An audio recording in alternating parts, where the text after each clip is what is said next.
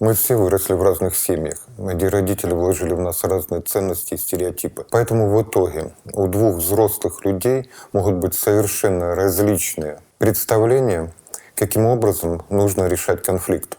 Один замалчивает проблему, закипая внутри, другой выплескивает все наружу и взрывается даже от крошечных разногласий. Сегодня я хотел поговорить с вами об очень важном навыке, необходимому каждому. Это искусство общения. Согласитесь, насколько важно общение в нашей жизни и сколько всего можно решить с положительным для вас результатом благодаря правильному общению. Это может быть устройство на работу, общение в семье, переговоры, знакомства и, конечно же, решение повседневных задач.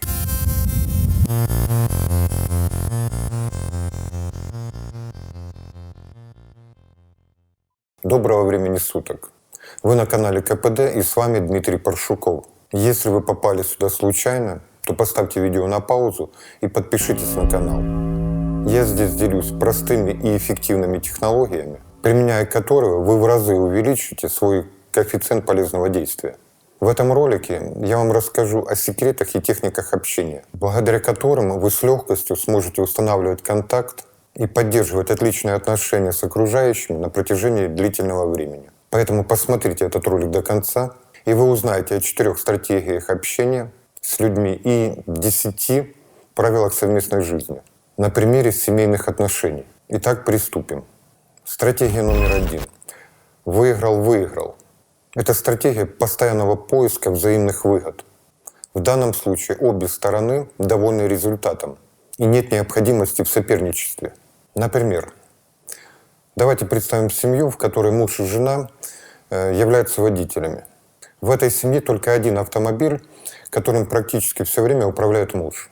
И вот в один прекрасный день, когда муж с женой решили поехать отдохнуть на реку, жена ему говорит: «Дорогой, давай я поведу машину в одну сторону, а ты после нашего отдыха в другую». И муж ей отвечает: «Конечно, дорогая, это и есть стратегия «выиграл-выиграл». В этом общении все остались довольны. Стратегия номер 2. Выиграл-проиграл. Нас с детства учат побеждать и быть лучше других. Люди с таким мировоззрением убеждены, что если где-то что-то прибавилось, то где-то что-то убавилось. Это установка на конфронтацию, соперничество, интриги, борьбу с другими. Это стратегия общения большинства людей на планете. Эта стратегия соответствует авторитарному стилю общения. Будет так, как я сказал, а не так, как ты хочешь. В этой стратегии люди используют свое положение, власть или личные качества, чтобы добиться своего. Давайте вспомним наш пример.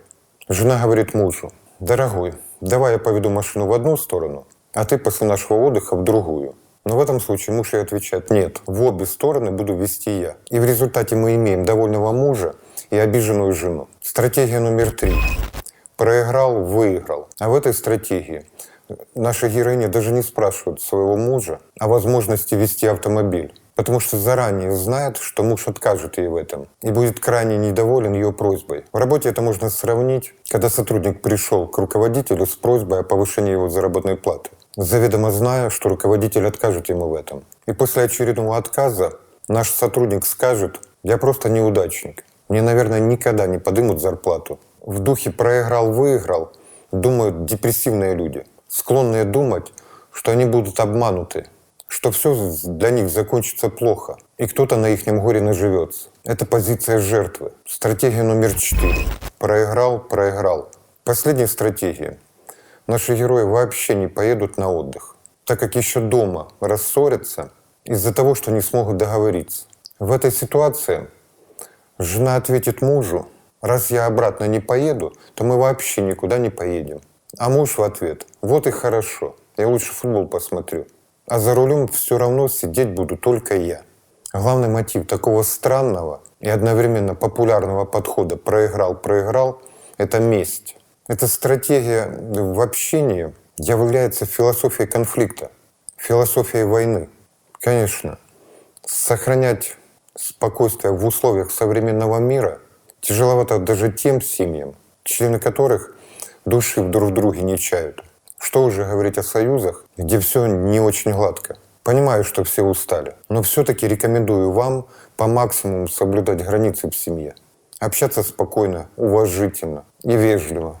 Поэтому я подготовил для вас инструкцию, следуя которой вы сможете наладить психологический микроклимат в своей семье. Не только в условиях постоянного внешнего давления со стороны социума, но и вообще в любой ситуации. Итак, чтобы вам легче было использовать стратегию номер 1 «выиграл-выиграл», предлагаю пользоваться 10 правилами уважительного общения в семье, даже если все друг от друга устали. Первое. Думайте, прежде чем говорите. Потратьте время, чтобы подумать о том, что вы хотите сказать, прежде чем сказать это. Убедитесь, что ваши слова, тон и язык тела полностью отражал то, что вы имеете в виду. Второе. Скажите правду. Может показаться, что правильно скрыть правду, чтобы избежать причинения вреда вашим родным и близким. Но нечестность разрушает доверие. Тем не менее, правду всегда следует говорить мягко и с любовью. Честность и прямота порой наносят вред чувствам, но мягкая правда создает близость. Третье. Уважайте точку зрения друг друга. Что важнее, быть правильным или защищать свои отношения? Помните, что есть много вариантов правды, в зависимости от того, с кем вы разговариваете. Поэтому учитесь уважать различия друг друга. Четвертое. Скажите прямо, чего вы хотите или в чем вы нуждаетесь.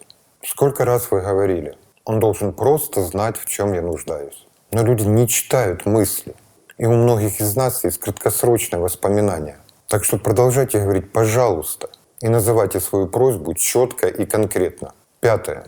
Слушайте себя. Единственный способ узнать, как наши слова и тон действительно звучат для других, это обратить внимание на себя. Послушайте, как медленно или быстро вы говорите, насколько вы тихие или громкие, насколько любящими или злыми вы можете звучать. Это то, что слышат члены вашей семьи, когда вы с ними разговариваете. Шестое. Пусть говорят другие. Вы знаете, как это может быть неприятно, когда вы пытаетесь говорить, и кто-то перебивает вас в середине вашего предложения. Позволить другим говорить до тех пор, пока они не закончат, не перебивая, является важным правилом для всех. This sound is processed by StereoTool. Go to stereotool.com. Предположение о чужих мыслях, чувствах или о ожидаемом поведении. Потому что никто из нас не является экстрасенсом. Простите, любители таких шоу. Если вы хотите проверить человека и спросить, верны ли ваши предположения, это нормально. Но вы никогда не должны строить догадок, выдвигая обвинения или критикуя. Восьмое. Позвольте членам своей семьи говорить то, что они видят, чувствуют, озвучивать, чего они хотят и о чем думают. Будьте осторожны, чтобы не подавить чувства, с которыми вы не согласны. Признайте право других на чувства. Тогда и у вас будет эта свобода выражать себя. Каждый должен чувствовать себя в эмоциональной безопасности. Девятое.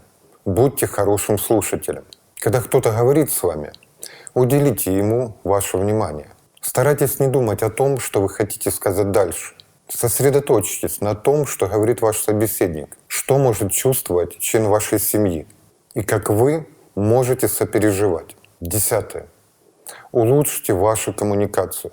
Вы можете улучшить свое общение, научившись просить разъяснений или уточнить, правильно ли вы поняли собеседника.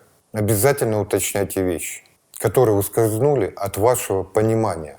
Это сильно облегчит общение и снизит риск возникновения недомолвок и неверных трактовок чужих слов.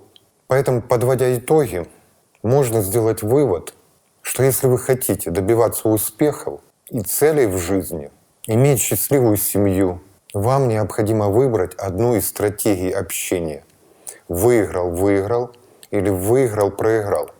Но исходя из того, что во второй стратегии у вас все равно будет проигравшая сторона, которая затаит обиду и злость на вас, всегда выбирайте первый вариант. В этом и есть искусство общения. С вами был Дмитрий Паршуков. Не забудьте подписаться на этот канал, чтобы не пропустить новые ролики. Оставьте комментарии, поделитесь этим видео с друзьями. Может, это им в чем-то поможет. Поставьте лайк или дизлайк на ваше усмотрение. До новых встреч!